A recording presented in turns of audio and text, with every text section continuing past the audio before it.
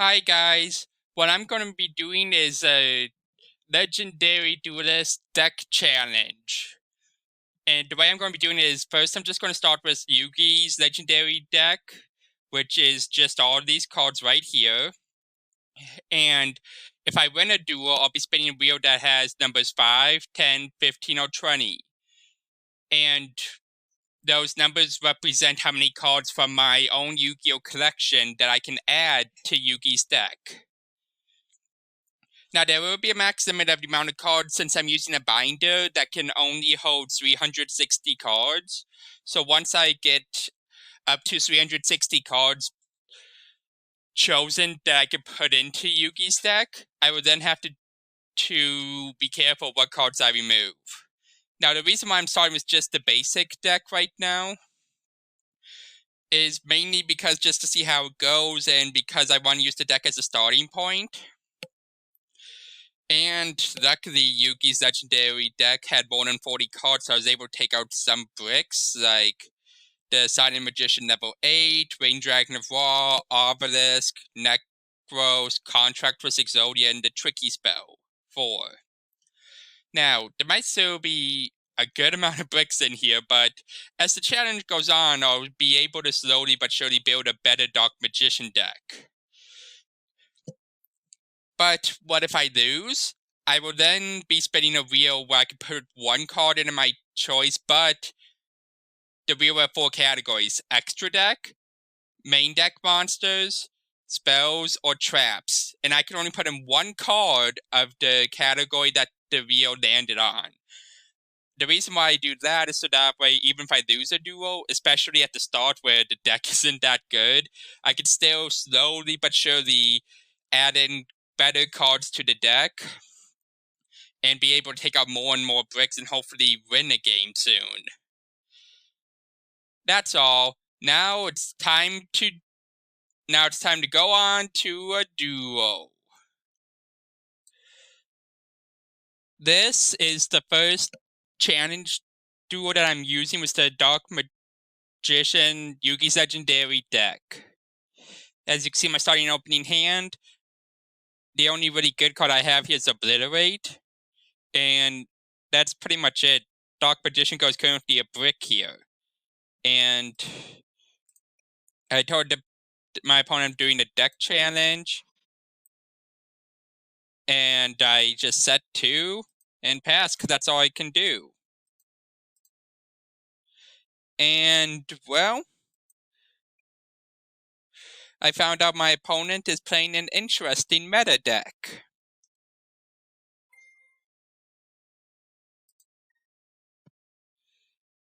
As you can see, they're playing White Forest, and, well, I'm just gonna let you see how the turn goes. But that's after I activate my Obliterate Trap to try to return this to the hand, since I thought this might be a good thing to try to get this card back in to its hand, since they already used its special summon effect, which is a hard once per turn.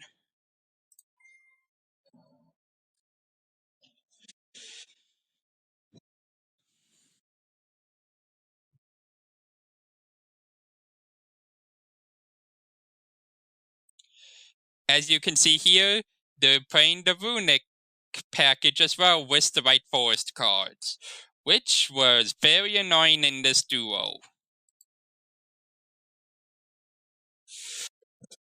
And with them banishing top card, that instantly made the whole purpose of me trying to use Obliterate to get all my Exodia pieces in the graveyard for when I draw Exodia Incarnate kind of a bit pointless, because one's banished, so the entire Exodia winning part of the deck is dead for this duo.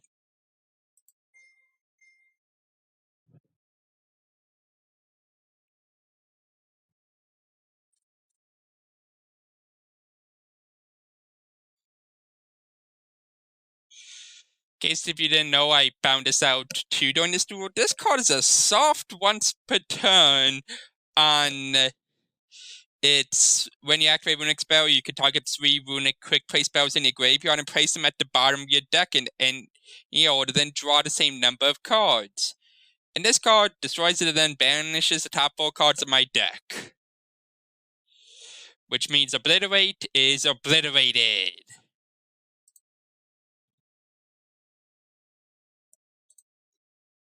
Here, another key card got banished, which was Dark Magician and Eternal Soul, so all strategies with my deck is practically dead at this point. Ignore that, is practically dead at this point.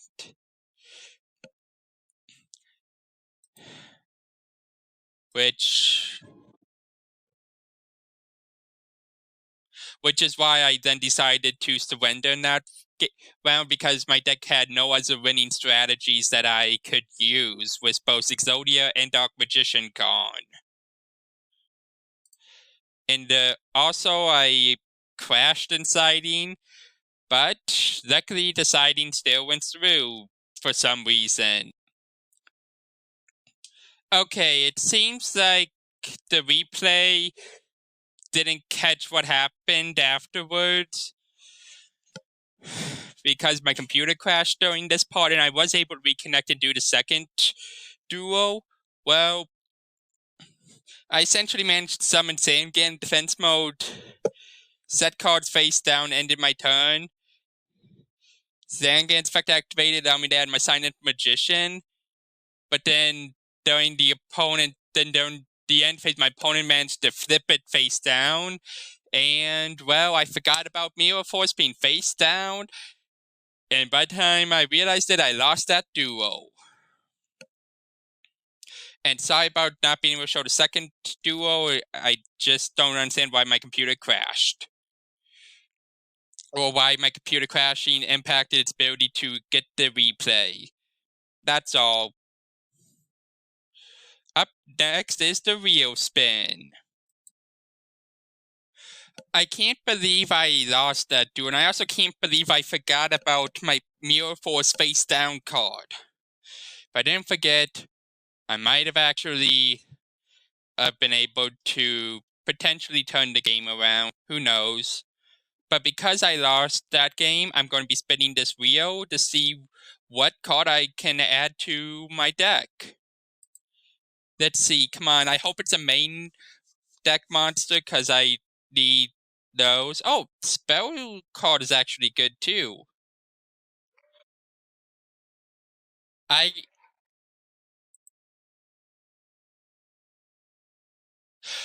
honestly know what spell I'm gonna use too. I mean, want to add to my deck too. The Dark Magic Circle spell card that allows me to search for cards that has Dark Magician on it. That's going to be really helpful for my deck. I'm going to be adding that to the deck. And, well, I'll even show you how my deck's going to change right now. Magic. There it is. Dark Magical Circle. And I'm going to be taking out permanently. Well, I mean, at least for right now, because Ty's Brethren is a brick in this deck. Alright. That's the change my deck. Let's hope that the next duo goes a bit better, hopefully. Hi guys! This is the second duo of my Dark Magician deck, and, well, it was actually much more interesting than the first duo, as you soon see. Now if I just advance it, as you see, I have the first. And all I do is I just set a monster and set their face down, but setting this card face down defense mode would be a big mistake of mine, as you'll soon see.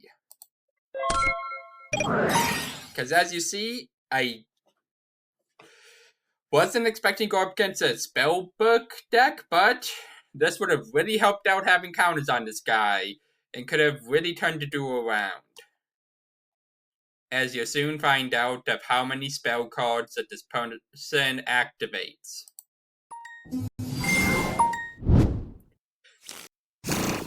Just enjoy the combo.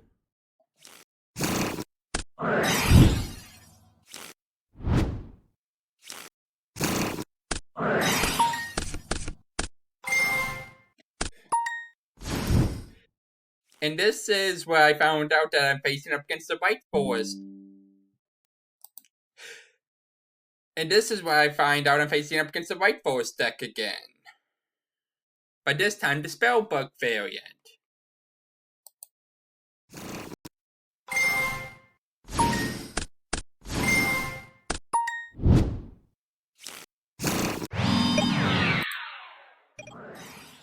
And this is why having this card face up attack mode would have been really good, because with all the spell cards that they used,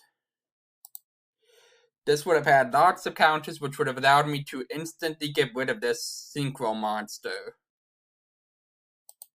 But these with Gravity Bind face up, my monster still isn't gone. However, I have to deal with Jalgan. Which is why having those spell counters would have been really helpful, because I could have at least instantly gotten rid of it.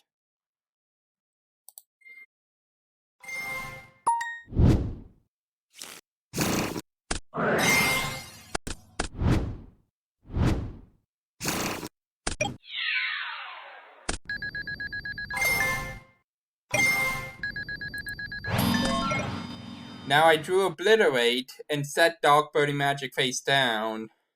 The only reason though why I didn't set any these guys right now, honestly, it's just a bit tricky with Obliterate and having to save resources.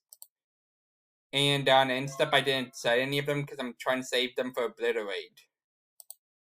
But the opponent had a response, Spellbook of Fate. And they decide to banish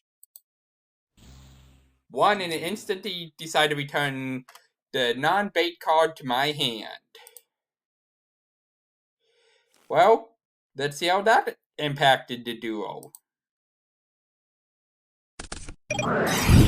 More spell cards. A direct attack. Since they only saw White Forest stuff, at least they didn't get to add any spellbook spell cards to the hand.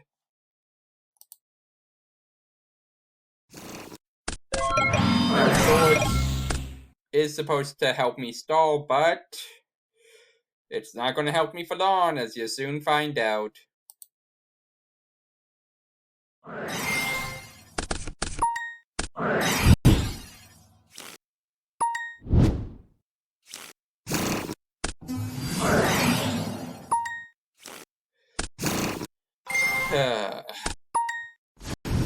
White forests are tricky to deal with this type of challenge.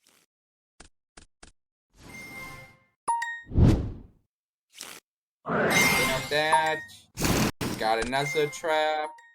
Like they have constant resource advantage. And now with Obliterate gone, I have no way to interrupt the field. And since they brought out Zappo Shrimp, when it's special summon, they can now instantly destroy my Swords of Revealing Light, which is my final defense.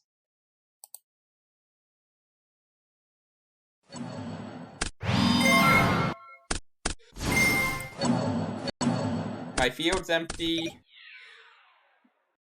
Nothing I can do. And I just lost because this card is 4,500. Satellite Warrior has 4,500 attack. On to the next duo. Which is, you see, I still decide to go first.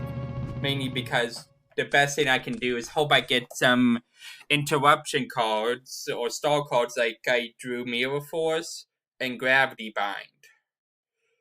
But with only Magician's Valkyria in my as my only summonable monster, I'm not going to be able to really put on the offensive pressure. Yet. But with two face downs, as long as both of these don't get returned to the hand, I'll be able to successfully have some interruptions.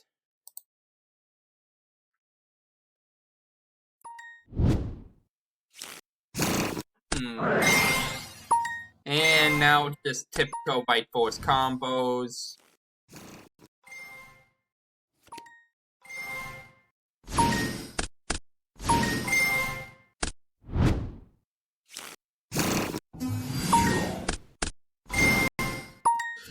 Now, I did this upon entering battle phase, as you see mentioned right here. But one thing that I completely forgot about is that now, when I activate card or effect, they can send one spell trap from the hand or field to the graveyard to special summon one level 7 or lower tuner synchro monster from the extra deck, graveyard, or banishment, which means the Zapper Fish is coming right back out. Which takes care of my Gravity Bind. But now they have to redeclare. And this is where Mirror Force comes in handy, since on the redeclare, I just activate Mirror Force to destroy both of the cards. And I don't know why they activated Judgment if they weren't going to activate any spellbook spells. But now I can actually finally do some offensive pressure here. Which is just going to battle phase and attacking them with Magician's Valkyria. With Chaos Scepter Blast. And then I just set 2 cards as bluffs, hoping that they think it's more interruption stuff. And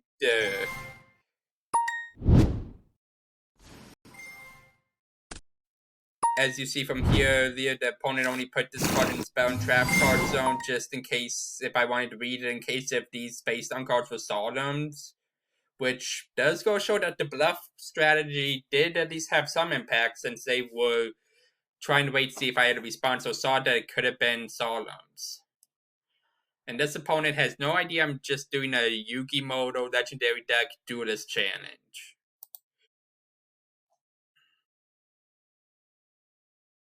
And typical White Forest stuff.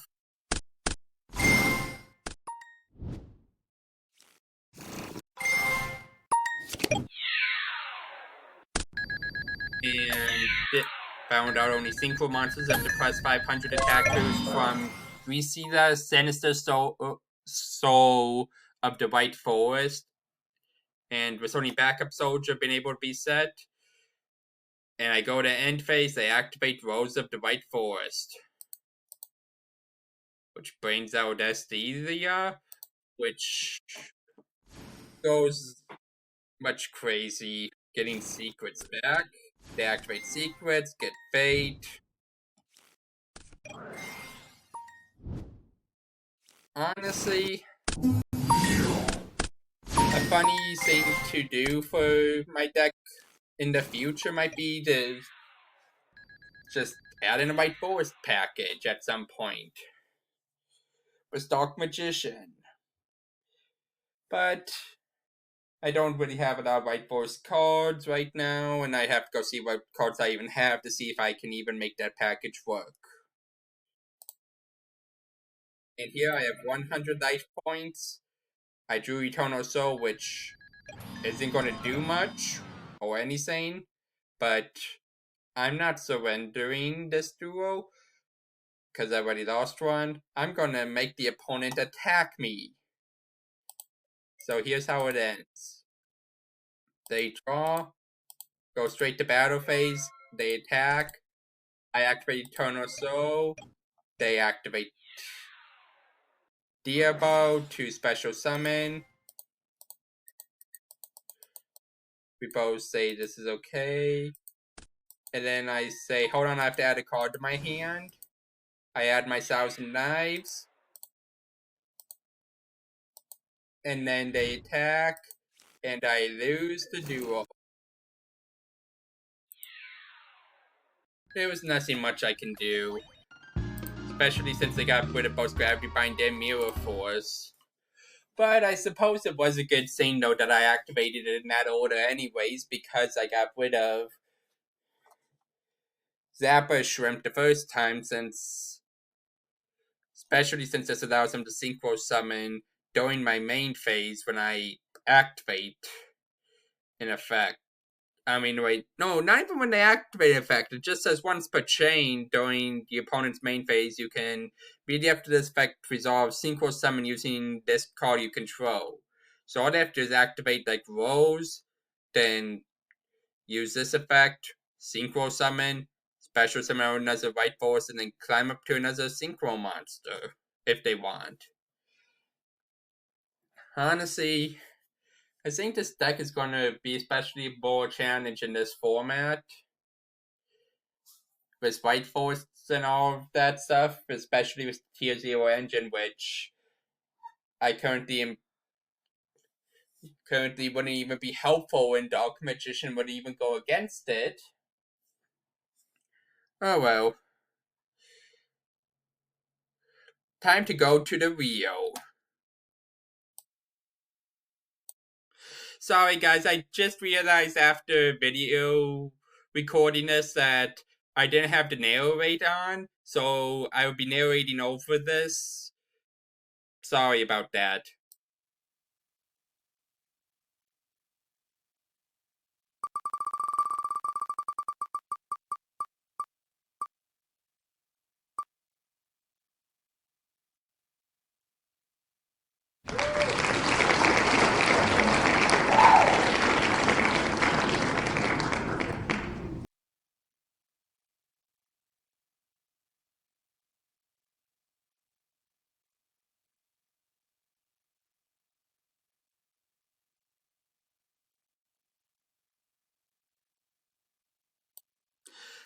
As you guys can see, my first choice was Magician's Navigation, mainly because I thought it could be a way to bring out Dark Magician from the deck. However, then I realized that I'd have to already have Dark Magician in my hand, and then can special summon a level 7 or lower Dark Spellcaster from my deck, which is why the choice was changed to Eternal Soul. Hi guys, this is Ben, and this is the third duel of using my Dark Magician deck.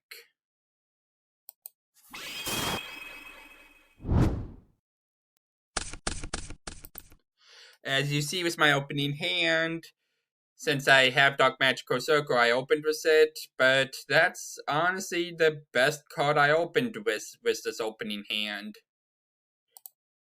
And as usual, I go first since I don't like playing against the opponent's negates, since with my deck the way it is right now, one negate will instantly kill anything that I could do.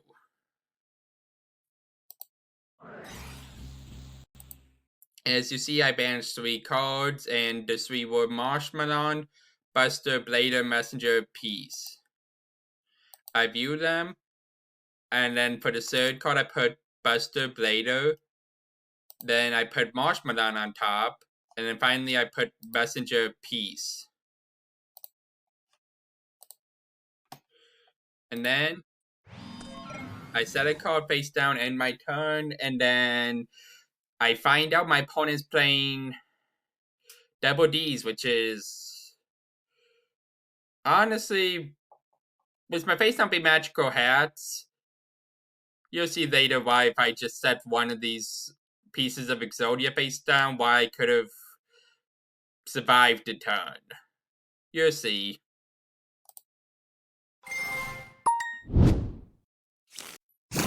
Yeah, Dark Gate, search for Griffin, Special Griffin, link into Apis Cane.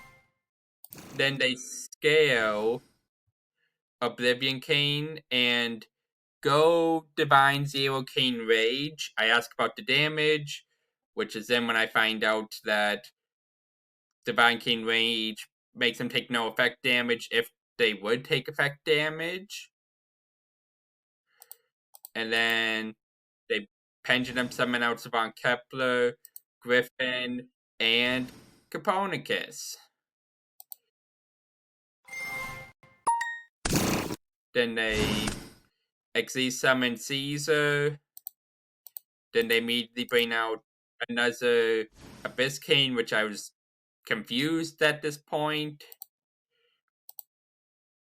But when they used Wave Cane Caesar's effect, when I read it, I found the reason why they did it. So they could get a Dark Contract card. And they searched Swamp Cane. And, well, you're gonna just see that I apparently get DDD OTK'd.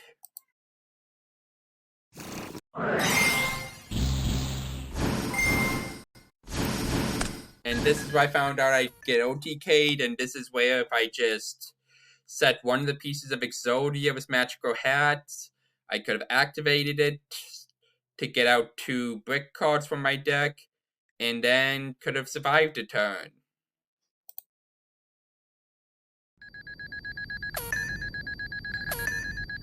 And then I need to go to the next duel, which in this one my hand is much better with Blast Magician, Dark Magical Circle, Eternal Soul, and Magical Cylinder. However, wait. Whoops, that was way too fast.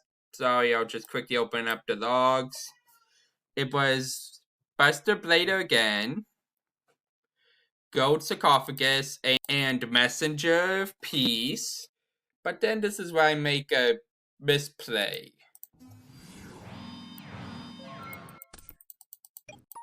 Which was activating Eternal Soul to search. Because then I completely forgot about Eternal Soul's downside effect. Because of Eternal Soul, I found out, because I forgot that when it's face up leaves the field, all my monsters immediately get destroyed. And, well, I was lucky that I didn't lose on my opponent's first turn, so at least I didn't get OTK'd again. As you see here. As the opponent just proceeds to do a somewhat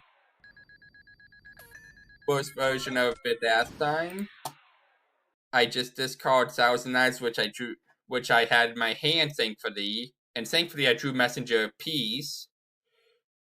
And then I attack with the Tricky to get rid of Savant Thomas, and then I activate Messenger of Peace to hopefully stall them.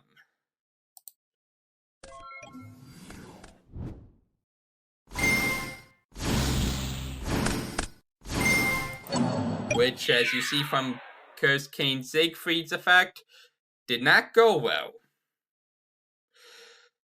And, well, you guys probably know how this happens. The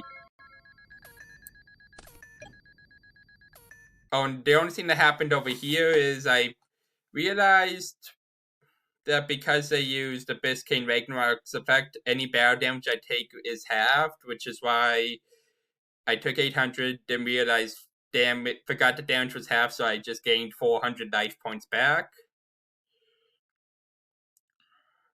I still decided to keep Messenger of Peace up, which honestly at least allows them to force them to use Curse King Siegfried's effect in case the card I drew was Mirror Force, which honestly still think is a good call. However, I still lose the duel. Since my face down card is Monster Reincarnation and was a bluff. And, well, that's how I lost this duel, but I was just glad to play a deck other than some White Force variant.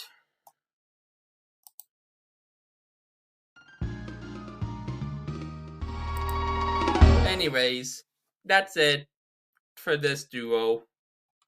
And now it's on to the loser wheel spin. Hi guys, I just lost against DDD deck. And, well, Time to see what card I get from the loser wheel.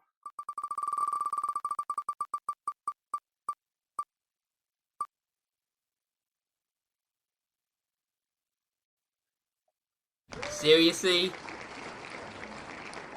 Can I, ever spin main deck monster before I win a duel? Oh well. Time to go get the spell card.